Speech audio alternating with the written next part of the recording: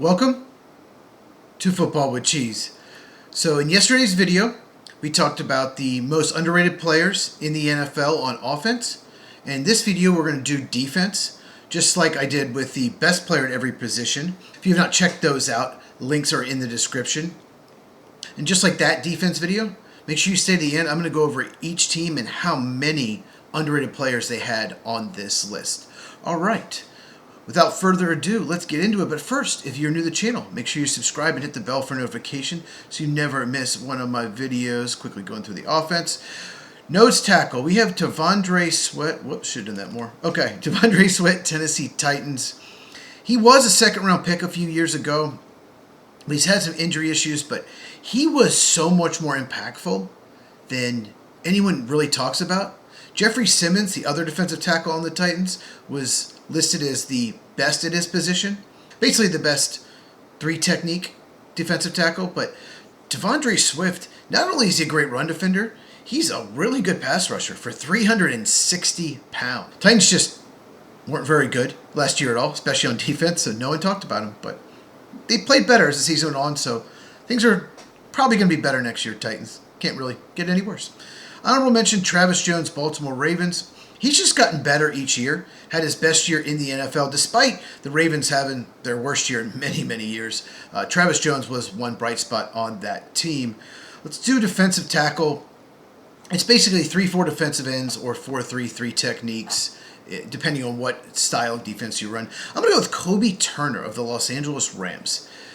He is such a good interior pass rusher. He's talked about a little, they had a pretty good playoff run, lost in the NFC title game.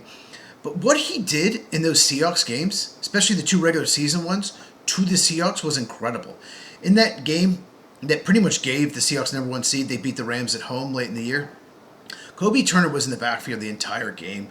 Not the best run defender, but just a tremendous pass rusher from the interior. And the honorable mention, same thing. Not a great run defender, but Zach Allen, Denver Broncos, another guy. He's not quite as good as Kobe Turner, but maybe one notch down, but very, very good pass rusher as well. Once again, they made it pretty far to the AFC title game.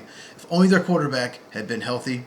Okay, next up, edge rusher. I'm going to go with Nick Herbig, Pittsburgh Steelers. He is more of a designated pass rusher. He is undersized, so he's not going to give you much as a run defender. And maybe because TJ Watt's there, no one seems to talk about Nick Herbig. But I'll say this. Just as rushing the passer alone, if I were to list my top 10 pass rushers over the last 3 years, not counting stopping the run or dropping in coverage, just rushing the passer, he would make my top 10. He's that good at rushing the quarterback. And my honorable mention, I got to go with Yaya Diaby, Tampa Bay Buccaneers. He's just good. He's not great, but I never hear him in the national media or on X. No one ever talks about him, but he's just a good, solid pass rusher. So I like saying that name too, Yaya Diaby. Next up, we have off-ball linebacker Leo Chenal, Kansas City Chiefs. Absolutely. He doesn't seem to really impact the game, at least the first time you watch it.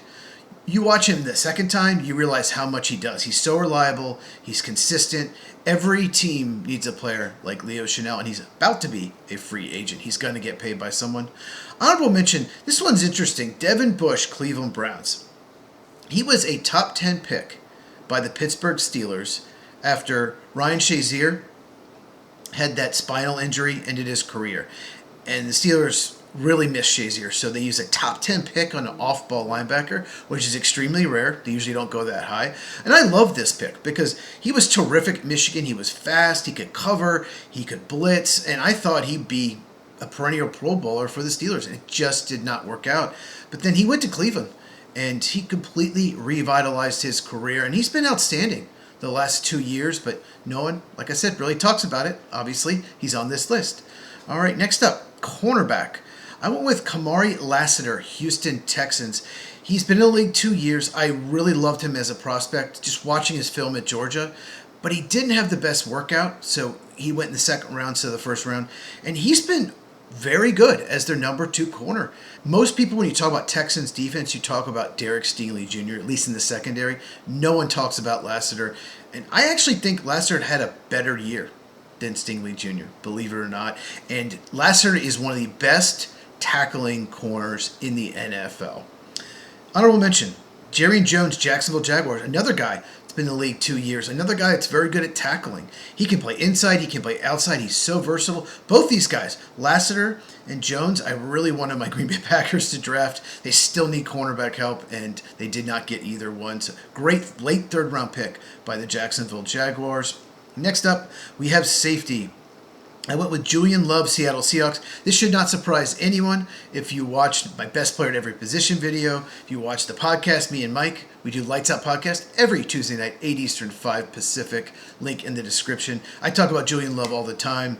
He is maybe the most underrated player in the league overall. He's been tremendous since he joined the Seahawks a few years back. When he was with the Giants, who drafted him, he was just okay. He was like an average player, and something clicked. Maybe he's just an amazing fit for Mike McDonald's defense, but he has been one of the best safeties in the game the last few years, and he had an interception in the Super Bowl. Actually, he didn't do a whole lot in that Super Bowl when I rewatched it, except he got the interception, but that was really on Drake May. I don't know what he was thinking, just threw it up for grabs. But yeah, Julian Love, he's a terrific safety. And honorable mention, I'm going to go with Ronnie Hickman Jr., Cleveland Browns. A lot of you probably have not heard of him if you don't live in Ohio. Went to Ohio State. I really wanted my Packers to draft him late in the draft. Was surprised he wasn't drafted. So the Browns signed him, makes the team, eventually becomes a starter. And once again, he's not great, just a solid all-around player. And unbelievable steal as an undrafted free agent. Okay, of all these players on both lists, who do you think is the most underrated? And always let me know if there's someone you think I forgot. Now, if you saw the offensive video, I'll link it in a box at the end if you have not. I'm going to combine each list, and I'm going to give you what teams had the most players. About half the league had 0, and good teams should have a lot. Because if you have a lot of good players, you can't talk about all of them. So the teams that are really bad shouldn't have very many because you're a bad team. So let's check it out. One team had 4, the Los Angeles Rams. Yes, they're a very good team. I think they're the second best team in the NFL. And the Seahawks, slightly better. And they won the Super Bowl. Makes sense. 3 teams had 3, I believe, yes. Jacksonville Jaguars, that makes a ton of sense as well. They won 13 games and an up-and-coming team. They weren't really good the last few years, so the media probably doesn't talk about them enough. So that makes sense. And the Steelers, well, that surprised me a little that they had 3 because they are a team people talk about nationally. And the Green Bay Packers just underachieved. They had 3 people on this list, and that depresses me as a Packer fan, which means they should have been a lot better. But, Matt LaFleur is the head coach. So anyway, 2, Seattle Seahawks makes sense. Tampa Bay definitely underachieved this year. The Browns and Cardinals both had 2. They should be better. For sure the Cardinals underachieved. And the Browns have such an elite defense. Their defense is probably even better than you think. It's just the offense is so bad, they're on the field so much. So it makes sense the Browns have 2 players that are on the defensive side of the ball on this list. Arizona Cardinals had 2 offensive players. Yeah, they do need a quarterback still. They underachieved on offense. Teams with 1, a bunch of them. New England Patriots, Denver Broncos. I'll say this. Yes, they should have more. There were 3 or 4 guys I wrote down for both teams as possibilities. It just didn't quite make the cut. Buffalo Bills, Houston Texans, Detroit Lions, not surprising. Indianapolis Colts, Baltimore Ravens, Kansas City Chiefs, and Tennessee Titans all have 1. And the teams with none, 15 teams, believe it or not.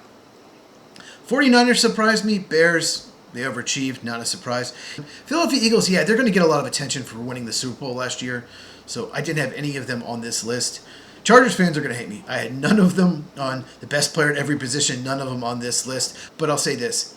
I wrote down 10 Charger players between the best list and the underrated list, between all 4 videos, offense and defense. I wrote down 10 players, and they just didn't make the cut. They were so close to having a ton of players on both lists, and they've been a playoff team the last 2 years. I think they're going to be better next year. Just fix some offensive line.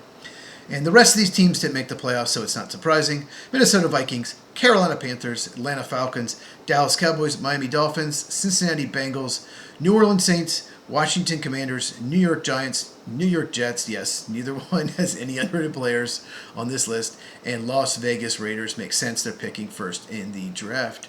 All right. So let me know, once again, are there any players that you think should have been on this list that was not? I had a lot that just didn't quite make it. I just can't list everybody. If you enjoyed this, make sure to give me a thumbs up. It really helps out the channel. Once again, link for the description for the Lights Out podcast where we talk baseball, college football, and NFL every Tuesday night, 8 Eastern, 5 Pacific. Share this with anyone who loves football. I cover all 32 teams on this channel. Once again, if you've not checked out the offensive underrated list, I'll link it right here, and I'll see you